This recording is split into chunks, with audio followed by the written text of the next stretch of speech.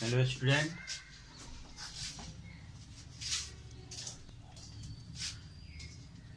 Last video में हम लोग फर्स्ट लॉज ऑफ मोशन के बारे में पढ़े थे। ठीक है, आज हम लोग, जैसा कि हमने कल बताया था कि इनर्शिया क्या होती है, इनर्शिया किसे कहते हैं। कल भी हमने बताया था इनर्शिया 3 तरह से उसको डिवाइड किया गया है। एक inertia of rest, inertia of motion, inertia of direction. तो इनर्शिया किसे कहते हैं? It is the inherent property of a body by which it always try to retain its position or state. It is the inherent property of a body by which it always try to retain its position or state. यानी किसी भी body का यह एक नैसर्गिक गुण है। Inherent property यह एक नैसर्गिक गुण है जिसके द्वारा यह हमेशा अपने पोजीशन या स्थिति को बनाए रखना चाहती है। यह हम दूसरे शब्दों में कह सकते हैं, it oppose the any change brought in the position of the body. ठीक है, इनहेरेंट प्रॉपर्टी, या दूसरे में कह दें कि किसी बॉडी का यह इंटरनल प्रॉपर्टी है जिसके कारण यह अपनी अवस्था में परिवर्तन का विरोध करती है, उसी को हम कहते हैं क्या? ठीक है ना। इट इज और करके internal property of a body by which it oppose, है ना, any change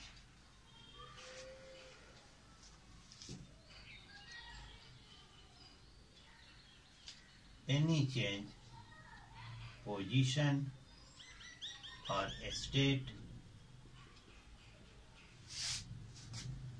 brought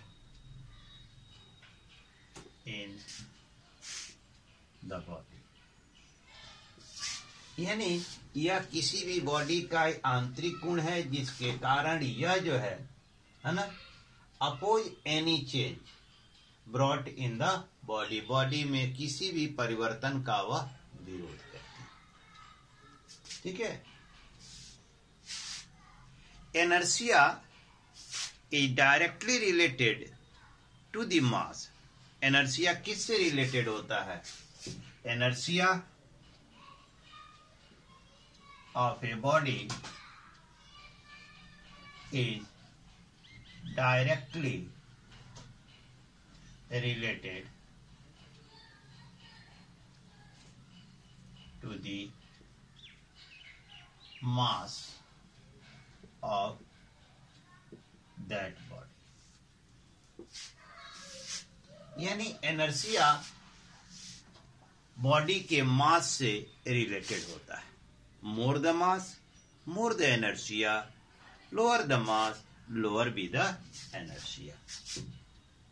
more the mass greater be the inertia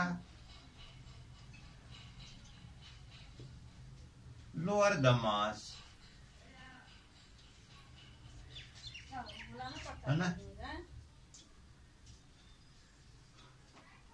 lesser be the inertia. मास कम होगा, इनर्शिया कम होगी, मास ज्यादा होगा, इनर्शिया अधिक होगी. जैसे एक सिंपल सा एग्जांपल लें.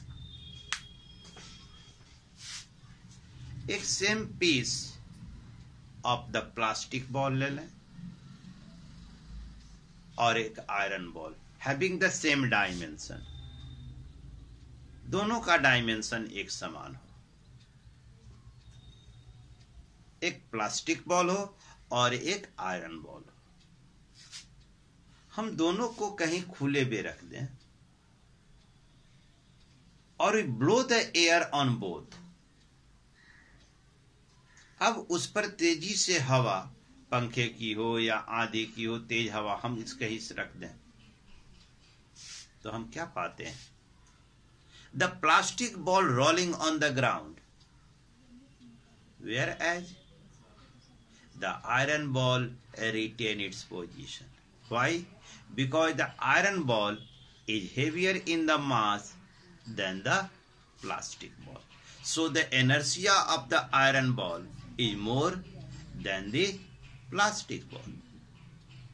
यानी जिसके पास इनर्शिया अधिक है, कारण उसका मास उसका अधिक है.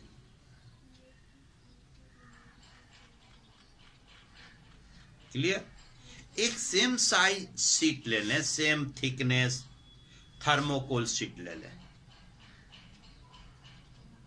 ठीक है, 2x3 का ले लें, थर्मोकोल ले लें और सेम थिकनेस सेम डायमेंशन की एक वुड शीट ले लें.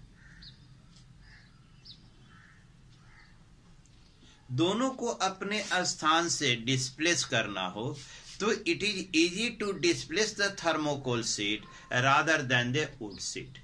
Why? Because the wood sheet having the more mass than the thermocol.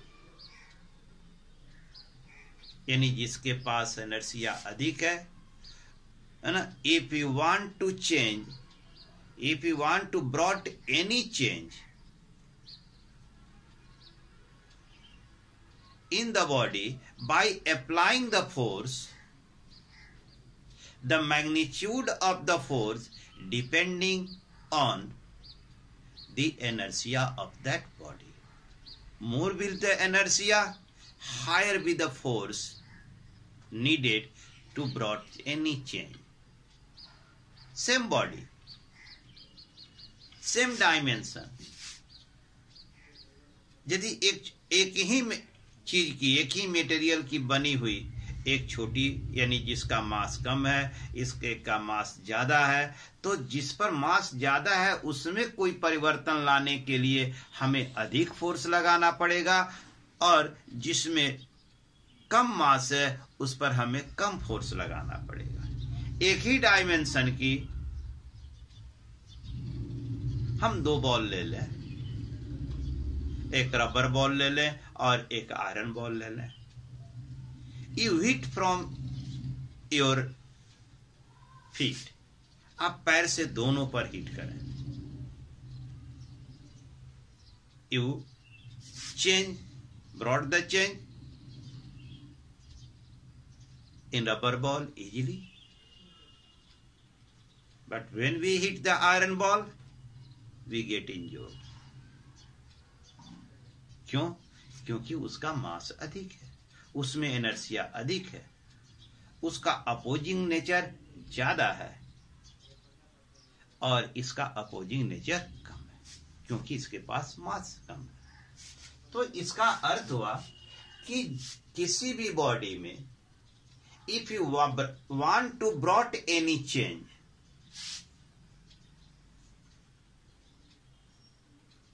the force needed to apply depending on its inertia. ठीक है ना? If you want to brought any type of change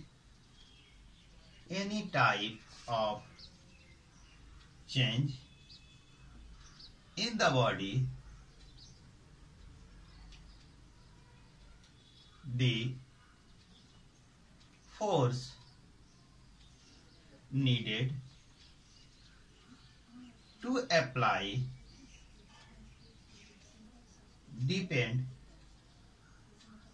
on the inertia of body. यानी हम 5 kilo के ग्राम के किसी वस्तु को यदि हम परिवर्तन करना चाहते हैं तो उस पर जो हमें फोर्स लगाना पड़ेगा उसकी मैग्नीट्यूड कंपेयर करें एक 50 किलोग्राम के मास पर, तो पता चलेगा कि 50 किलोग्राम के मास पर उतनी ही फोर्स के अप्लाई करने से वह टस से मस नहीं हुआ, ज्यों का त्यों है, कोई परिवर्तन नहीं हुआ। इसका अर्थ है कि उसको यदि पुश करना हो अपने पोजीशन से तो हमें उससे अधिक फोर्स अप्लाई करना पड़ेगा क्योंकि उसका इनर्शिया ज्यादा है। Clear?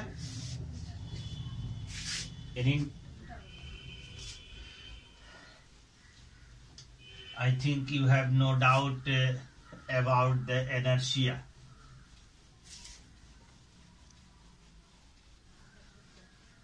One more thing before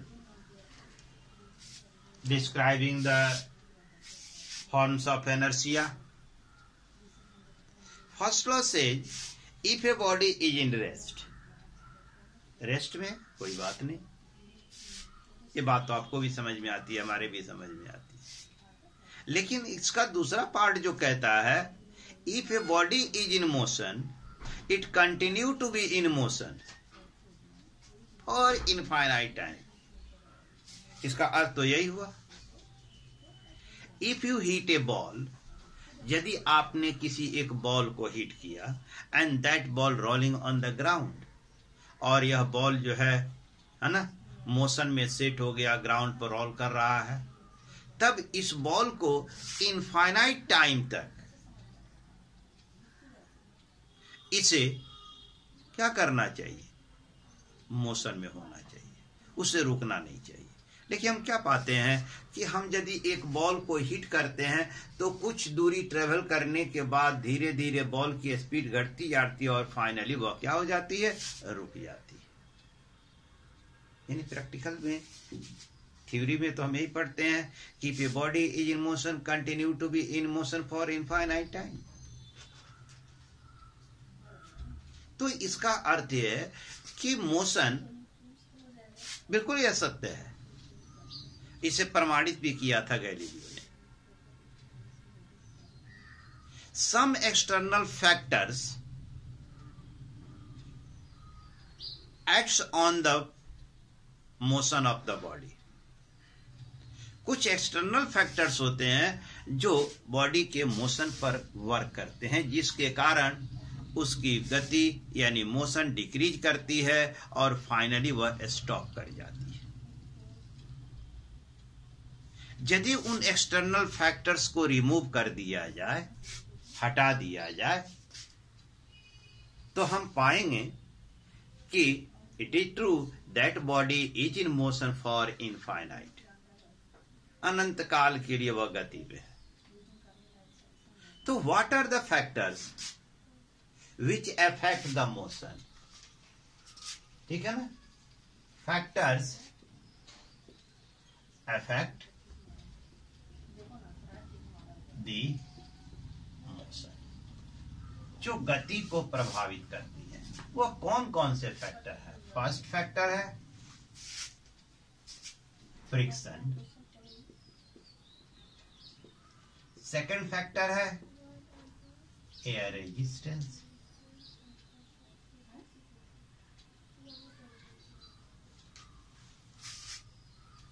third factor है ग्रेविटेशनल फोर्स। हम जैसे देखते हैं, हमने किसी बॉडी को, जैसे अभी हमने कहा कि बॉल को आपने हिट किया, यह जो है ग्राउंड पर रोल कर रहा है, set into the motion, but finally it stop down after travelling certain distance. हमने देखा कि कुछ दूरी तय करने के बाद वह रुक जाती है। इसका अर्थ दो कारण है, यहां पर दो चीजें काम करती है। एक, सरफेस, बॉल के सरफेस और ग्राउंड के सरफेस के बीच में फ्रिक्शनल फोर्स लगता है, एंड हम जानते हैं कि frictional force always oppose the motion. Frictional force क्या करता है, हमेशा गति का विरोध करता है, यानी acts opposite to the direction of the motion. यह हमेशा गति के विपरीत दिशा में काम करता है, ठीक है ना। Second, air resistance. We are that ball is traveling in the air on the ground, so the air resist, air क्या करता है, उसको रेजिस्ट करता है, अपोज करता है। सो दो फैक्टर्स यहां काम करते हैं। Suppose that we throw a ball upward, तो हम क्या पाते हैं कि the ball rises up, but its speed is continuously decreases. लेकिन राइज तो हो रही है, लेकिन उसकी स्पीड धीरे धीरे धीरे धीरे कम हो जाती है, and then finally back and come down, fall on the ground. तो दो चीजें यहां पर काम करती है, एक एयर रेजिस्टेंस और दूसरा ग्रेविटेशनल फोर्स। अब यहां दो चीजें काम कर रही है। एक, gravitational force pull the body towards the ground. Second, air resistance, हवा उसको प्रतिरोध करती है, जो हवा से होकर जब गुजरती है तो हवा उस पर एक जो है एयर रेजिस्टेंस है ना अप्लाई करता है, जिससे उसकी स्पीड घटती जाती है। तो देखिए यहां हॉरिजेंटल मोशन में ऑन द प्लेन पर दो चीजें हैं, फ्रिक्शन और air resistance. In vertical motion through the air दो चीजें काम करती है, air resistance and the gravitational force. So ये तीन फैक्टर्स हैं जो क्या करती हैं, किसी भी, यदि इन फैक्टर्स को मूव कर दिया जाए, रिमूव कर दिया जाए, ये नहीं रहे, such that it becomes the vacuum where is no atmosphere, no surface। यदि हम इसी को स्पेस में किसी बॉल को हम क्या करें, स्पीड करके एक्सिलरेट करके छोड़ दें, तो it continue to be accelerate in the space for the infinite time. यह अनंत काल के लिए उसमें एक्सिलरेट होता रहेगा, वह जो है ना कभी नहीं रुकेगा। क्यों? फ्रिक्शन नहीं है, एयर नहीं है, कोई ग्रेविटेशनल फोर्स नहीं है, तो यह कंटिन्यू करेगा। तो फर्स्ट लॉ ऑफ मोशन का सेकंड पार्ट जो है यह 100% ट्रू है, और इसे एक्सपेरिमेंटली बिल्कुल प्रूव किया जा चुका है। गैलीलियो ने इसे शो भी किया था कि if a body continue to be in motion, it है ना set into the motion, it continue to be in the motion. यदि कोई वस्तु को गति में रख दिया जाता है तो हमेशा गति में ही बनी रहेगी। कब? जब external factor which affecting the motion are absent. ठीक है ना। यदि ये फैक्टर अफेक्ट्स द मोशन, ये यदि एब्सेंट हो तो बॉडी इज कंटिन्यू, है ना।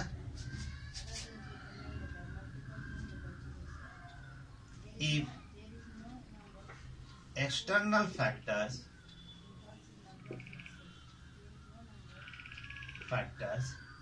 absent, then the body continue to move for infinite time. Clear? यहाँ आपने इसे समझा। अब आगे बढ़ते हैं।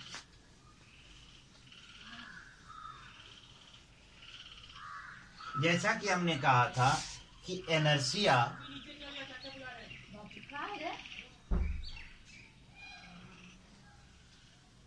को हम 3 पार्टों में बांट सकते हैं।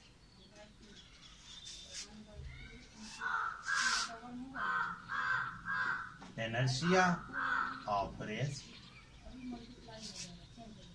inertia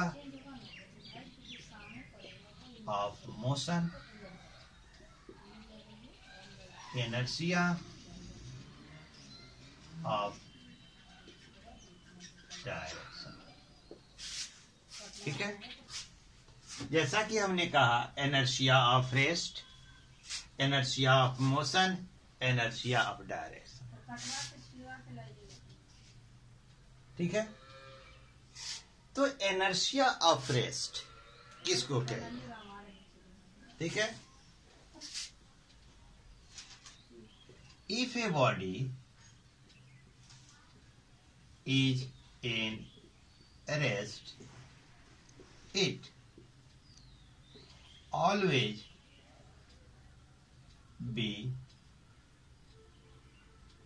try to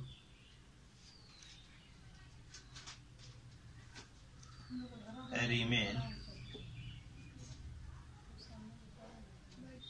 in rest. This property is called inertia of the rest. इसको हम ऐसे जोड़ सकते हैं, if a body is in rest, है ना, it always be try to remain in rest, है ना। This property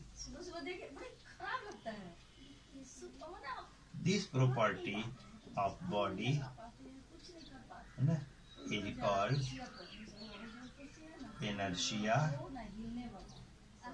of rest।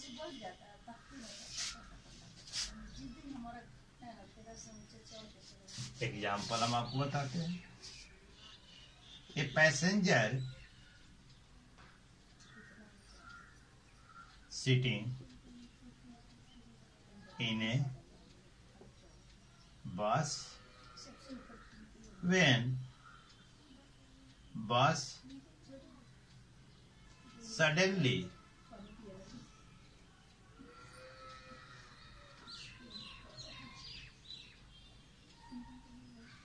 begins to move, the passenger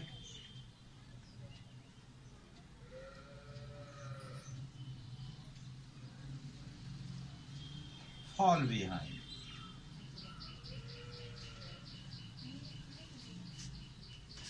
जैसे किसी बस में कोई पैसेंजर बैठा हुआ है, बस रेस्ट में है ना। ए पैसेंजर सिटिंग इन ए बस, है ना, बस इज एट रेस्ट। कहाँ है? रेस्ट में।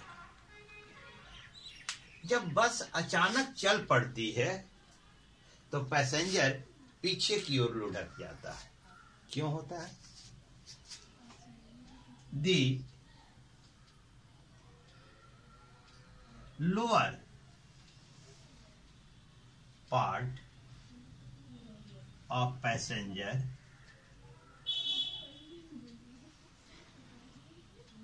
come into motion with bus, while the upper part try to retain the position of rest। है ना, hence the passenger fall behind। यही कारण है कि पैसेंजर क्या होता है, पीछे की ओर गिर जाता है। It clear? इसी को हम कहते हैं inertia of the rest। If a body is in rest, it always be try to retain, है ना, remain in rest, है ना, हमेशा वह जो है रेस्ट में ही रहना चाहती है, कोशिश करती है। It always be try to remain in rest। This property of body is called inertia of the rest। यदि बस में बैठा हुआ व्यक्ति, है ना, जो बस रेस्ट में है, बस जब अचानक चल पड़ती है तो पैसेंजर पीछे की ओर गिर जाता है, लुढ़क जाता है, लोग घबरा जाते हैं। देखिए एक्चुअल जो रीजन है उसका कारण यह है कि लोअर पार्ट जो शरीर है वह बस से सटा हुआ है, बॉडी से। जैसे ही बस मोशन में आती है, लोअर पार्ट भी उसके साथ ही मोशन में आ जाता है, लेकिन upper part of the body वह रेस्ट में है, तो रेस्ट में ही रहना चाहती है, जिससे हम पीछे की ओर लुढ़क जाते हैं। This is the inertia of the rest.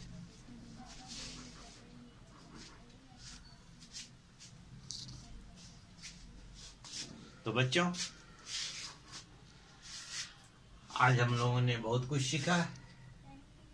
एक तो न्यूटन के सेकंड पार्ट, जिसमें डाउटफुल आप कह सकते थे कि वह गलत है, क्योंकि कोई बॉडी हमेशा गति में नहीं रह सकती, है ना।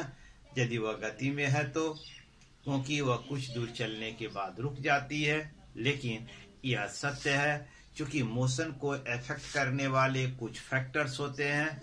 यदि उन फैक्टर्स को हटा दिया जाए तो यह सत्य है कि बॉडी, है ना, move that is in motion for infinite time. दूसरा, इनर्शिया क्या है, ठीक है ना, किसे कहते हैं? इनर्शिया किससे रिलेटेड, यानी मास से रिलेटेड होता है। Higher the mass, higher be the inertia, lower the mass, lower be the inertia। If you want to brought any change in the body, the force needed to apply is depending on its inertia। यदि आप किसी वस्तु में परिवर्तन लाना चाहते हैं, तब उस पर कितना फोर्स लगाया जाए, यह इस बात पर निर्भर करता है कि उस बॉडी की इनर्शिया क्या है, दैट इज द मास क्या है। क्लियर? तो बच्चों, आज के सेशन में हम लोगों ने इनर्शिया के बारे में जाना। नेक्स्ट सेशन में हम लोग जो है inertia of motion, inertia of direction के बारे में जानेंगे। Thanks to.